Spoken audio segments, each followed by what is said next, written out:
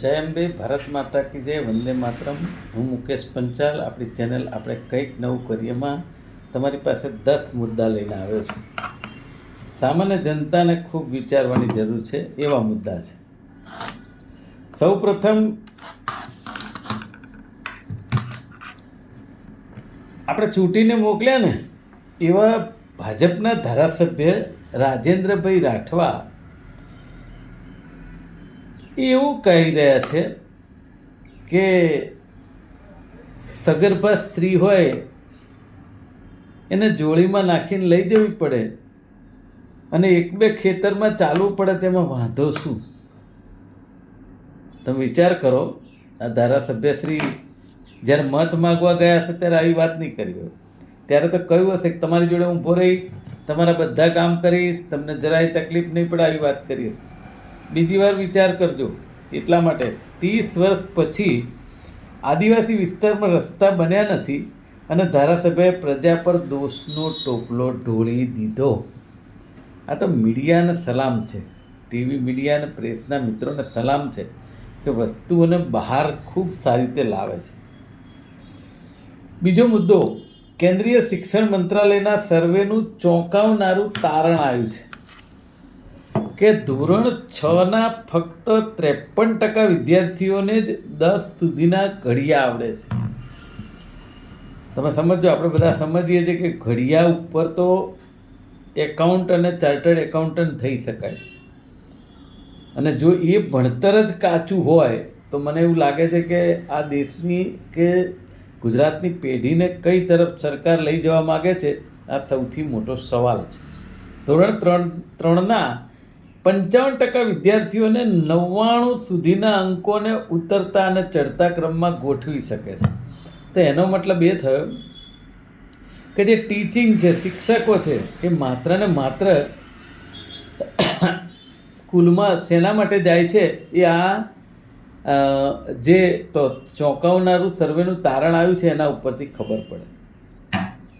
ત્રીજો મુદ્દો એવો છે કે માનનીય સ્વર્ગસ્થ વડાપ્રધાન રાજીવજી અને સ્વર્ગસ્થ મુખ્યમંત્રી શ્રી માધવસિંહજી સોલંકી, જેઓ 4 વાર ગુજરાતના મુખ્યમંત્રી રહ્યા, અને એમણે જે ચિંતા કરી કે મધ્યાહન ભોજન બાળકોને આપવામાં આવે કે જેથી આપણા બાળકોની જે આજે ઉણપ છે એ ન રહે, કુપોષણનો જે રેશિયો આવે છે ને એ ન રહે. એના ભાગરૂપે મધ્યાહન ભોજનની યોજના દાખલ કરવામાં આવી કોંગ્રેસ પક્ષ દ્વારા. હવે એની અંદર પણ જે ચાલતી યોજનામાં કોન્ટ્રાક્ટના નિયમોની ખુલ્લેઆમ 80-83 કરી અને કરોડોનો કિસ્સો બહાર આવ્યો છે કે 8000 બાળકોના ભોજનનો 16 કરોડનો કોન્ટ્રાક્ટ વગર ટેન્ડરે યુવરાજ કેટરિંગને આપી દેવાયો. ગાંધીનગરની આદિજાતિ વિભાગની વડી કચેરીએ પણ નસવાડીના 2 શાળાના કોન્ટ્રાક્ટ બારોબાર જ આપી દીધા. મને એમ થાય છે કે આ સરકારની અંદર જે ટેન્ડર બહાર પડે, તમે ઝીરો ટોલરન્સની વાત કરો છો, ભ્રષ્ટાચાર રહિતની વાત કરો છો, ઓનલાઈનની વાત કરો છો, તો પોતાના માણસોને જ કોન્ટ્રાક્ટ શેના માટે આપવામાં આવે? આ સૌથી મોટો સવાલ છે.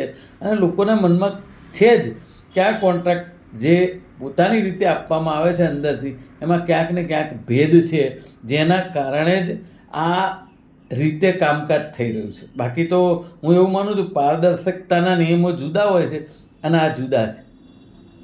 હવે ચોથો મુદ્દો છે આપણી પાસે. છેલ્લા 2.5 મહિનાથી અમદાવાદમાં જે ક્રૂઝ રેસ્ટોરન્ટ ચાલી હતી ને, મરણ પથારીએ છે. ક્રૂઝ ટુરિઝમ સી પ્લેનની જેમ રિવરફ્રન્ટ પર ક્રૂઝ બંધ થવાના આરે છે.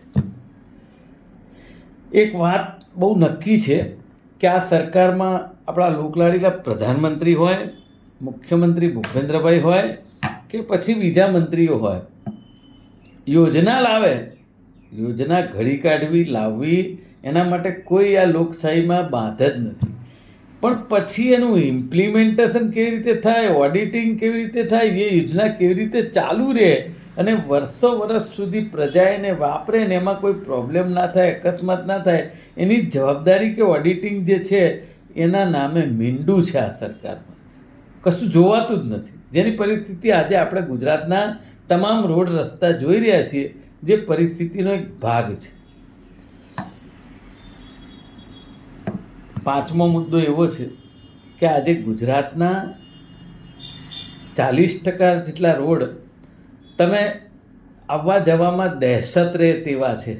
હું કાલે રાજકોટથી આવ્યો, તમે 50-75ની સ્પીડે ગાડી ચલાવો ને તો એક ધારી ગાડી ચલાવવામાં ડ્રાઈવરને પાછળ બેઠો હોય તેને બધાને એક ડર લાગે કે હમણાં કોઈ ખાડો આવશે, હમણાં કોઈ ધડામ દઈને પછડાશે, ગાડી તૂટી જશે, મને વાગશે અંદર બેઠા બેઠા. આવી એક દહેશત સાથે આવવાનું રાજકોટનો રોડ છે, રાજકોટથી જુનાગઢ જવાનો રોડ, કે રાજકોટના અંતરિયાળ રોડ, કે અમદાવાદના અંતરિયાળ રોડ. અમદાવાદની પરિસ્થિતિ તો નિકોલ અને વસ્ત્રાલ બાજુ તો તમે જુઓ તો એ લોકો કેનાલનું પેલું ધાબુ ભરવાનું કામ ચાલે છે, તો જાણે આપણી ઉપર એહસાન કરતા હોય એ રીતે કામ કરી રહ્યા છે કે અમે કામ કરીશું વિકાસ તો આ રીતે જ થશે. સાહેબ, તમે વૈશ્વિકરણ ફાળની વાત કરો છો ને, વિશ્વમાં કોઈ પણ જેને કહેવાય કે કામ શરૂ કરવાનું એનું ડાયવર્ઝન પહેલાં છે ને, એ કામનો નવો રોડ કે નવો બ્રિજ થાય ને એવું ડાયવર્ઝન પહેલાં બનાવે કે જેથી પ્રજાને જે ટેક્સ આપે છે પ્રજા એને તકલીફ ના પડે. અને તમે વિશ્વની હરણફાળ ને આર્થિક વ્યવસ્થા આ નંબરે ને ભાઈ શું તમે પહેલાં જે પાયાનું કામ છે પૂરું કરો ને તો બે હાથ જોડીને વિનંતી કરું છું, આનાથી બીજું કંઈ કરવાની જરૂર નથી. છઠ્ઠો મુદ્દો, ફાર્મસી કાઉન્સિલમાં મોન્ટુની નિમણૂક સામે સવાલ થયા. આ મોન્ટુ પટેલ લાયકાત અને અનુભવ વગર એ ફાર્મસી કાઉન્સિલનો પ્રમુખ પ્રેસિડેન્ટ કઈ રીતે બન્યો, આ એક સવાલ છે. વચ્ચે આપણે એક આવ્યો હતો ને મહાઠગ કિરણ કે શું નામ, એવું આ એક બીજું કૌભાંડ પાછું આવ્યું છે. મોન્ટુ પટેલના કોના ઉપર 4 હાથ છે ને, એક સાથે 2 રાજ્યમાં કેવી રીતે નોમિનેટેડ થાય. એટલે આપણે વાત ઝીરો ટોલરન્સની કરીએ, ઝીરો ભ્રષ્ટાચારની કરીએ, જાહેર સભામાં મોટી મોટી વાત કરીએ, અને આવું બધું મહિને 2 મહિને એકાદું કૌભાંડ તો નીકળ્યા જ કરે છે. તો પછી આનો મતલબ શું, આનો જવાબ કોણ આપે? ગુજરાતની જનતા જવાબ આપે. અને એ ક્યારે આપે? એનો જ્યારે વખત હોય ત્યારે મત આપવામાં જવાબ આવે કે આ રીતે ચાલતી સરકાર અમારે ન જોઈએ, અમારે અમારી સરકાર જોઈએ કે જે મારા દીકરા દીકરી મધ્યમ વર્ગના જે હોય એ ફીનું ધોરણ એવું હોય કે જેની અંદર ભણી શકે.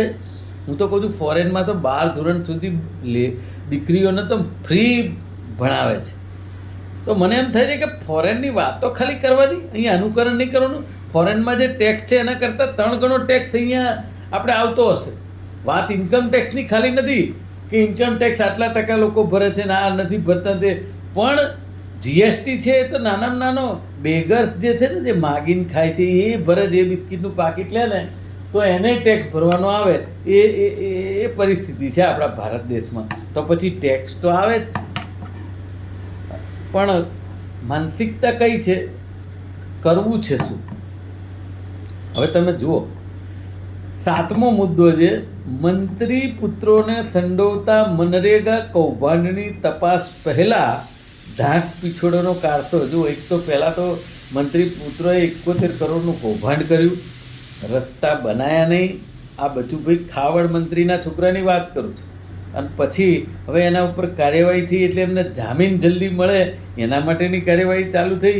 અને મનરેગા કૌભાંડ છુપાવવા રસ્તા ઉપર મેટલ પાથરીને તકતીઓ લગાડી દીધી. તમે વિચાર તો કરો, આ લોકોની માનસિકતા કઈ હદે આમ આગળ ચાલી રહી છે. અને પાછું દરેક નેતાઓ અને પ્રવક્તાઓ એવી વાત કરે, કોંગ્રેસના અને વિરોધ પક્ષના લોકોએ બોલવું નહીં, અમને પ્રજા મત તો આપે છે ને. હવે આ એવી વાત છે કે મત આપે છે એ કંઈ ગુનો નથી કરતી. મત કેમ આપે છે કે તમે ચૂંટણી વખતે હિન્દુ મુસલમાનની વાતો, જો તમે ભાજપને મત નહીં આપો તો તમને ઘેર આવીને જાણે મુસલમાન મારી જશે આવી વાતો, અને જય શ્રી રામ જાણે જય શ્રી રામ એકલા ભાજપના હોય એ રીતે પ્રચાર કરવાનો. અરે ભાઈ, જય શ્રી રામ આખા વિશ્વના છે. મુસલમાનોએ કેટલા માનતા હોય, ક્રિશ્ચનોએ કેટલા માનતા હોય રામ ભગવાનને, દર્શન કરવા. આ ભાગલા પાડી અને તમે શું કરવા માગો છો એ સૌથી મોટો સવાલ છે, પણ એ કર્યા કરવાના છે. અમદાવાદની અંદર અત્યારે હાલ ખાતર ઉપર દિવેલ જેવો ઘાટ છે. આ 8મો મુદ્દો છે કે અમદાવાદના ખાડા પૂરવા માટે 18 કિલોમીટર સુધીનો રોડ થઈ જાય ને એટલા ડામર ને કપચી વપરાયા. તમે સમજો કયા રોડ ઉપર તમારે સર્વોદયનગરથી ઘાટલોડિયા, અક્ષય બંગલોથી આનંદ નિકેતન સ્કૂલ, પછી ગોદરેજ ગાર્ડન, ખારીકટ કેનાલથી બિઝનેસ હબ, કૈલાસ ઓજસથી નાના ચિલોડા, બંસરી સર્કલથી Nana Chiloda, Amraiwadi flower park, Akhbarnagar underpass પાસે, પોલિટેકનિક રોડ નારણપુરા, વિજયનગર નવાવાડજ, નવકાર દેરાસર Sola, Patel dairy Thakkarnagar road, Sahibag Asarwa, Paldi cross road વતન ગલી અમરાઈવાડી અને વાડીલાલ હાઉસ મીઠાકરી. હવે ખરાબ રોડ અંગે પાછા કોઈ અધિકારી કે કોન્ટ્રાક્ટર સામે કોઈ પગલાં નહીં લેવાના, અને પગલાં ન લઈ શકે એનું ચોખ્ખું કારણ, ચોખ્ખો આક્ષેપ કરું છું, પૈસા. તમે જ્યારે ઉપરના અને ભ્રષ્ટાચારના પૈસા લો ને ત્યારે તમે કોઈને કહી ના શકો કોન્ટ્રાક્ટરને કે તમે રોડ કેમ આવો બનાવ્યો, કેમ તૂટી ગયો, આવું નથી કહી શકતા. પાછા એમના પ્રવક્તા કે નેતા એવું કે અમે એમની પાસે લખાઈ લીધું છે 5 વર્ષથી, એમ કે 5 વર્ષ સુધી રોડમાં કંઈ થાય તે એમને કરવાનો. હું એવું કહું છું કે 5 વર્ષ સુધી થાય જ કંઈ શું કરવા, ભલે એને કરવાનું લખાયું હશે તો દર વર્ષે શેના માટે માનનીય મુખ્યમંત્રી શ્રી બહાર પાડે છે કે તમામ રોડ હવે દિવાળી સુધી સરખા થઈ જશે અને એમાં આટલા કરોડનું બજેટ ફાળવાયું છે. એના માટે બજેટ ફાળવવાનું, એટલે આ 2 ધારી તલવાની હોય કે પૈસા આપવાના અને પાછું લખાવવાનું 5 વર્ષ ચાલશે. તો આ એટલે આ છે ને, આ માત્ર ભ્રષ્ટાચારની વાત છે, બીજું કંઈ નહીં. હવે જુઓ, એક નવાઈની વાત છે. હમણાં આણંદનો ગંભીરા બ્રિજ જે આણંદને વડોદરાને જોડતો હતો એ તૂટી ગયો. કેટલીય રજૂઆતો કર્યા પછી આ 9મો મુદ્દો છે. કેટલીય રજૂઆતો કરી વિરોધ પક્ષના નેતાએ, વિરોધ પક્ષના આગેવાનોએ, ત્યાંના સ્થાનિકોએ કેટલીય રજૂઆતે અધિકારીઓને, કલેક્ટરશ્રીને બધાને કરી, પણ એ લોકો રાહ જોઈ રહ્યા હતા કે કંઈક અકસ્માત થાય, અનહોની બને અને કેટલા લોકોનું મૃત્યુ થાય છે. આ બધી રાહ જોયા પછી હવે પાછું સફાળું જાગ્યું છે સરકારનું તંત્ર. તો આજે મીડિયામાં આવ્યું કે અમદાવાદના નદી ઉપરના તમામ બ્રિજના તબક્કાવાર લોડ ટેસ્ટ કરાશે. એટલે આ બનાવ પછી હવે તમે જાગ્યા એવું? અરે આ તો નિરંતર પ્રક્રિયા છે સાહેબ. 365 દિવસના આપણી પાસે અધિકારીઓ છે, એ લોકોને નિરંતર પ્રક્રિયાના ભાગરૂપે એ લોકો જોયા જ કરે કે કયા બ્રિજને નુકસાન નથી, કોઈ પ્રોબ્લેમ છે કે કયા રોડને છે. એની પોતે આખી ટીમ છે. ક્યાં છે એ ટીમ? એ ટીમ શું કામ કરે છે? ભ્રષ્ટાચાર કરવાનું, પૈસા લેવાનું, શેના માટે? તમે જોયું આ રાજકોટના પેલા સાગઠિયાની કેટલી મિલકતો, તમે વિચાર તો કરો. અધિકારી જે રીતે ફૂલ્યા ફાલ્યા છે આ સરકારમાં, મને એમ થાય છે કે ખરેખર કોઈ લગામ જ નથી. અને પાછા એ અધિકારીઓ આટલું બધું સંડોવાય અને પાછા ટોપ ઉપર હોદ્દા આપી દેવાના. નવાઈ લાગે આપણને કે કઈ રીતની સરકાર ચાલે છે. 10મો મુદ્દો છે. બોલો, આ 2 ધારાસભ્યોને આપણે આમ તો ખરેખર તો સાંભળવા જેવા છે. મોરબીના સ્થાનિક રોડ તૂટી ગયા છે, એના પ્રશ્નો એક બાજુ રહ્યા, એક કરવો કે કરાવવો એક બાજુ રહ્યો. ભાજપના જ કોઈક ભાઈ કરાવતા હતા તો એને પાછું એ બેને માથાકૂટ થઈ અને ત્યાં ધારાસભ્ય કાંતિભાઈ અમૃતિયા અને આ હમણાં પાછા પેલા ઇટાલિયા આવ્યા છે ને, ગોપાલ ઇટાલિયા, આમ આદમી પાર્ટી. હવે 1 સીટ જીત્યા, એમાં તો પેલા એ લોકો ત્યાં મોરબીમાં કે ધમકી આપે કે બહુ કરશો તો અમારે ગોપાલ ઇટાલિયા આવશે. પણ ઇટાલિયા આવી શું કરશે બાપા? આ સરકારને જે કરવું છે એ જ કરવાની છે, બરાબર. વિરોધ પ્રદર્શનને બધું આપણે વિરોધ પક્ષ તરીકે કરી શકીએ, એ સારી વાત છે, કરવું જોઈએ. દરેક વિરોધ પક્ષ કરે, અમે પણ કરીએ છીએ. પણ ટૂંકમાં આવી ચેલેન્જો જે આપે છે ને, પેલા કાંતિભાઈ અમૃતિયા કાલ બોલતા હતા કે એ રાજીનામું આપે તો હું 2 કરોડ આપીશ અને હું રાજીનામું આપી દઈશ. એટલે પણ 2 કરોડ તમારી પાસે આપી દેવા માટે છે એટલે તમારી પાસે રૂપિયા કેટલા હશે? આ એક સવાલ છે. ઠીક છે, આ સોશિયલ મીડિયામાં થયેલી ચેલેન્જ વળી ઇટાલિયાએ સ્વીકારી પણ લીધી અને કહ્યું સોમવારે રાજીનામું તમે આપો, હું પણ આપીશ. એટલે હવે તમે વિચાર કરો, ગોપાલ ઇટાલિયા રાજીનામું આપે એટલે કાંતિભાઈ આપશે, એટલે મોરબીની ચૂંટણી આવે ને વિસાવદરની ફરીથી આવે. અને બંને કેવા નેતા કહેવાય કે સાલું ચૂંટણી કોના પૈસા થવાની? કોઈ ગોપાલભાઈ ઇટાલિયા કે કાંતિભાઈ અમૃતિયા આપી જવાના જ પૈસા? ચૂંટણી એમના પૈસા થવાની છે? એક બાજુ આપણા લોકલાડીલા પ્રધાનમંત્રી કહે છે કે 1 નેશન 1 ઇલેક્શન, તો આ કઈ રીતની વાત થઈ? એટલે બહુ વિચારવાનો સમય આવી ગયો છે ગુજરાતની પ્રજાએ કે હવે બસ થયું, બહુ થયું. અને દરેક વસ્તુની અંદર ગોળ ગોળ ગોળ ગોળ ગોળ પ્રજાને ફેરવવા સિવાય બીજું કંઈ કામ નથી. શેના માટે આવું યાર? આ શેના માટે? પ્રજા ટેક્સ આપે છે, તમને મત આપે છે, વિશ્વાસ રાખે છે, તો એ વિશ્વાસઘાત આ બ્રિજ થકી તૂટે વિશ્વાસ. ખરેખર દરેક બ્રિજ ઉપરથી તપાસ થતાં સામાન્ય વર્ગની જનતા આજે પણ અંદરથી આમ એને પેલું થાય કે આ બ્રિજને વાંધો નહીં આવે ને. કેમ થાય? આ અવિશ્વાસ ન હોવો જોઈએ સરકાર ઉપર આવો અવિશ્વાસ થવો એનો મતલબ પ્રજા પાસેથી આપણે વિશ્વાસ ગુમાવી ચૂક્યા છે. આજે પણ કોંગ્રેસ પક્ષના લોકો ચિંતિત કેમ છે કે ભાઈ આજે 22 સીટો આવી કે ઓછી સીટ આવી તો એ પ્રજા પરનો આપણે વિશ્વાસ ગુમાવ્યો છે. તો એના માટે અમારા રાહુલજી કે બીજા નેતાઓ આવીને કહીને ગયા કે ભાઈ આપણે એની અંદર ચિંતન મનન કરવા જેવું છે. તો આજે પ્રજા પરનો વિશ્વાસ તૂટે છે એ સરકારને વિચારવાનો સમય છે. 11મો મુદ્દો છે, બોલો આ પાછું ભૂત ફરીથી ધૂણ્યું લાગે છે. 40 કરોડના ખર્ચે 2017માં એક હાટકેશ્વર અમદાવાદમાં બ્રિજ બન્યો હતો. હવે એ બ્રિજ છે ને તૈયાર થઈ ગયા પછી તમે સમજો આ સરકારમાં કંઈ પણ થઈ શકે. તૈયાર થઈ ગયા પછી એવી ખબર પડી એમના ઇન્જિનિયરોને કે આ બ્રિજ ચાલી શકે તેવો નથી, વધારે વજન નહીં લે, નહીંતર એ હોનારત થઈ શકે. એટલે એ બ્રિજ બંધ કરી દેવામાં આવ્યો. કોઈ ત્યાંથી જતું આવતું નથી. હવે એ બ્રિજ નથી ચાલતો તો એને ઉતારી અને નવો તો બનાવવો પડે ને. કારણ કે પ્રજા ત્યાંની 5 વર્ષ પહેલાં બન્યો ત્યારે એટલી હેરાન થઈ. હવે જ્યારે બ્રિજ તોડશે ત્યારે હેરાન થશે અને હજી બીજો બ્રિજ બને તો હેરાન થશે. અને એમાં પૈસા ખર્ચાય તો પછી અમારા ને અમારા જ ટેક્સના પૈસા. અને તમારે જલસા કરવાના, તમારે આ રીતના નિર્ણયો કરી રાખવાના.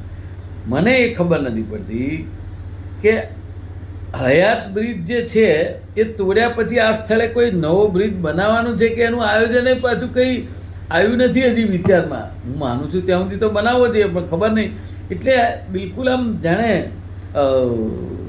કોઈ વિચાર કર્યા વગરની સરકાર ચાલતી હોય ને એ પ્રકારનું અત્યારે લાગે છે. અને 6 કરોડમાં 3 કરોડના ખર્ચે 6 મહિનામાં જમીન દોસ્ત કરશે. 6 મહિનામાં જમીન દોસ્ત. એટલે 6 મહિના કહે છે ને એટલે તમારે 12 મહિના સમજી લેવાના. કારણ કે કોઈ પણ યોજના એવી નથી ભારતીય જનતા પાર્ટીમાં કે એ યોજનાની સમય મર્યાદાની અંદર પૂરી થઈ હોય. એટલે આ લખી રાખો. આજે હું છું લગભગ સમજો ને 11/7/2025. તમે જોજો 6 મહિનામાં તૂટે છે કે નથી તૂટતો. 12મો મુદ્દો છે ખેલે ગુજરાત. મેદાનો જ નથી તો વિદ્યાર્થી રમશે ક્યાં? હવે હું એ જ વાત કરું છું કે આપણા પ્રધાનમંત્રી હોય કે મુખ્યમંત્રી હોય શબ્દની માયાજાળ વાક્યો બહુ જ આપે. રમશે ગુજરાત, કૂદશે ગુજરાત, ખેલે ગુજરાત, પણ બધું સાચું. પણ તમારી પાસે 8,000 શાળામાં મેદાન જ નથી છતાં 34,000 સ્પોર્ટ્સ કિટની લાણી કરશે. ઘણીવાર આપણને હસવું આવે અમુક નિર્ણયો ઉપર કે તમારા ઘરમાં સગડી નથી, ચૂલો નથી, બનાવવા માટેનું કોઈ સાધન નથી અને કે બધાને લોટ આપવામાં આવશે. લોટ શું ફાકે? આ જે કીટ છે ને એ આપવાની છે. 8,000 શાળામાં મેદાન જ નથી અને તમે 34,000 સ્પોર્ટ્સની કીટ આપશો, શું કરે? ઘરમાં રમશે. એટલે બહુ સંવેદનશીલ વાતો છે કે જે ખરેખર વિચારવા જોઈએ. ગુજરાતની પ્રજાએ વિચારવા જોઈએ. રમતના મેદાનો વિના શાળાઓને આડેધડ મંજૂરીઓ આપી દીધી. ભ્રષ્ટાચાર આચરાયો અને હવે રમતના નામે 30 કરોડનો બીજો ધુમાડો છે. વાંધો નથી, કરી શકાય, કરવું તો જોઈએ. કારણ કે આપણા દેશમાં કાયદો છે કે 100 ગુનેગાર ભલે છૂટી જાય પણ એક નિર્દોષને સજા ના થવી જોઈએ. બસ આ એક જ લાઈન ઉપર ભારતીય જનતા પાર્ટી ચાલે છે અને ચલાવી જાય છે. અને છેલ્લે એવું કહેવું છે મારું કે જીવનની અંદર મત આપે છે ને જ્યારે પ્રજા, ત્યારે એક વિશ્વાસ સાથે આપે છે. જે રીતે આ મત લઈ અને વિશ્વાસઘાતનો ધંધો થઈ રહ્યો છે એ ન થવો જોઈએ. અને સરકાર ખૂબ ચિંતિત થઈ અને સંવેદનશીલ રીતે ચાલે અને આજે મેં મુદ્દા કાંઈ એ બાબતે ઘટતું કરે એ જ મારી ગુજરાત સરકારને એક વિરોધ પક્ષના કાર્યકર્તા તરીકે એક વિનંતી છે. આજે બસ આટલું જ. આપનો ખૂબ ખૂબ આભાર. જય અંબે, ભારત માતા કી જય, વંદે માતરમ.